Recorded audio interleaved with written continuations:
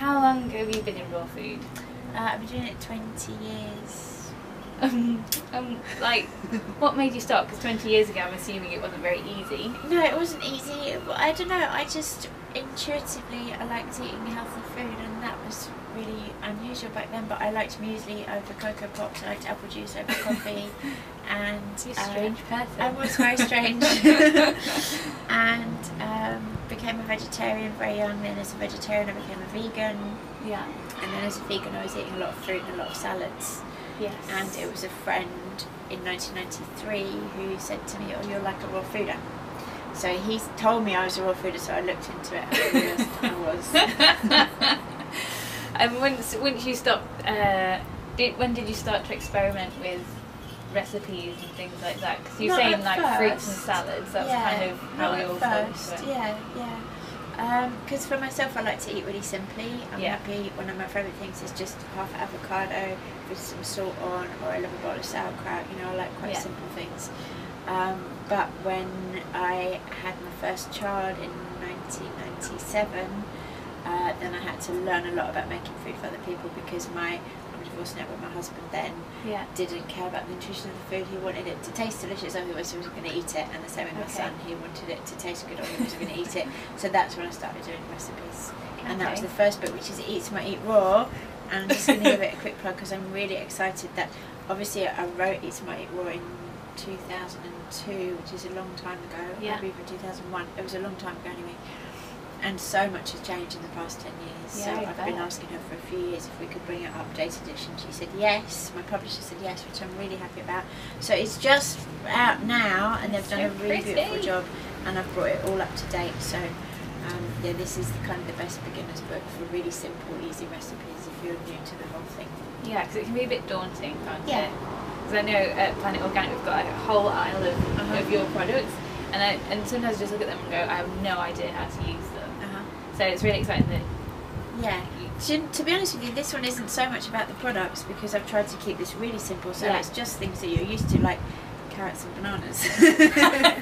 But how to make ice cream out of bananas, and how to make carrot cake out of cakes, and all those kind of things. This one is more the superfoods one. Okay. So all the products that Planet Organic stock are all in here, and this is superfood recipe, so this is how to use barley grass and spirulina, cacao and mackerel and goji's, and all those things. And is it necessary to have lots of equipment for a raw foodie? Because that's the thing I always think of, like I need dehydrators and spiralizers and stuff. It all helps, it all makes it more interesting. Yeah. But because when I started you couldn't get any of that stuff, so I did do it for probably 7 years without a dehydrator or Vitamix, and it's perfectly possible. And again, this is what this book is all about, is if you haven't got the dehydrator and the Vitamix, how to do it. You do need some kind of blender. Yeah. You do need some kind of grinder, because there's a lot of like grinding nuts and seeds, grinding cacao nibs. You can use coffee grinder. Yeah, exactly. Yeah. So if you've got that, and for juicing, what I do, which I think is way easier, is I just put everything in the blender. Yeah. So your fruits, food, vegetables, whatever you're juicing, and then I strain it through a milk bag, which you said are Planet Organic. Yes, universal milk bags I use. They cost like £12 maybe, and they last forever. Yeah. Just keep washing them. I put them in the washing machine every couple of weeks to make sure they're really clean. But you just strain your juice through there, so you don't even need to buy a flash juicer. It's a really efficient way of juicing and doing it like that. Amazing. Yeah. Amazing. I think the best thing, probably the best single piece of advice, is just try and do 50% raw.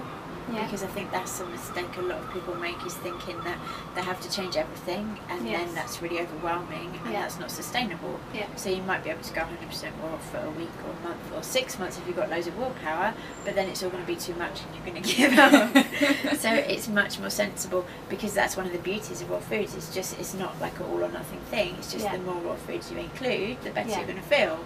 So if you just think, if you're really excited by this, if you just think, okay, I'm going to do 50% raw, and then you can have 50% of your favourite things, you don't have to give anything up.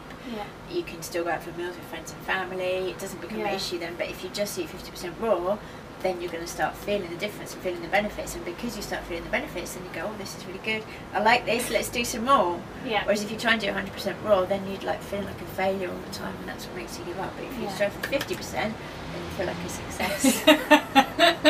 I like that. I like that. I think everyone can manage that. Yeah, and it's enough, really. 50% is enough to really notice the difference and notice the benefits. More energy, less sleep, more mental clarity, more emotional lightness. Do you find your digestion's good? Because I find that a lot of the time, if any of my friends talking about stuff that's going on for them, it usually comes down to digestion. So is that something that raw food?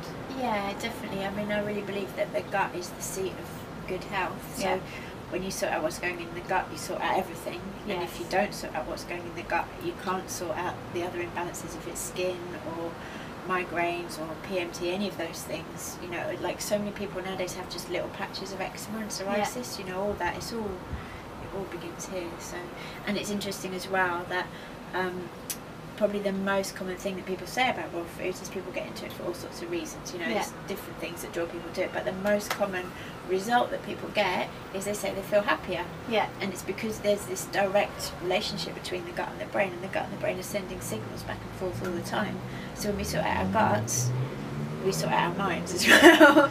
So much of the time we're caught up in dramas, or you know, we feel stuck about things, and actually that's one of the reasons I love this so much, is because when we start changing the way we eat, we start changing the way we feel, and then we can see different perspective on things, we can see different approaches to things, and that not only makes a difference in how we're feeling physically, but how we approach our lives. And you know, so much of the time people feel they're in situations that they don't want to be in, and then you can't see a way out. Maybe it's a relationship or a job or somewhere you live in, and it seems impossible, and you think you have to put up with things. And when you change the way you eat, you go, oh, do you know what?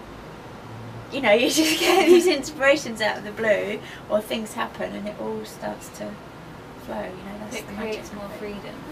Exactly. That's something that really excites me always, because I know for myself, when I used to have bad digestion, so I started to like overly control my food, and it wasn't in an enjoyable way. You know, like the 100% failure feeling. I was doing that all the time, and it didn't make the difference. But now I eat a good chunk of raw and a good chunk of cooked, and it does free you up loads, doesn't it? Because it's not so rigid. It never seems to work, rigidity. No, it doesn't. It's missing the point of what this is all about. It is.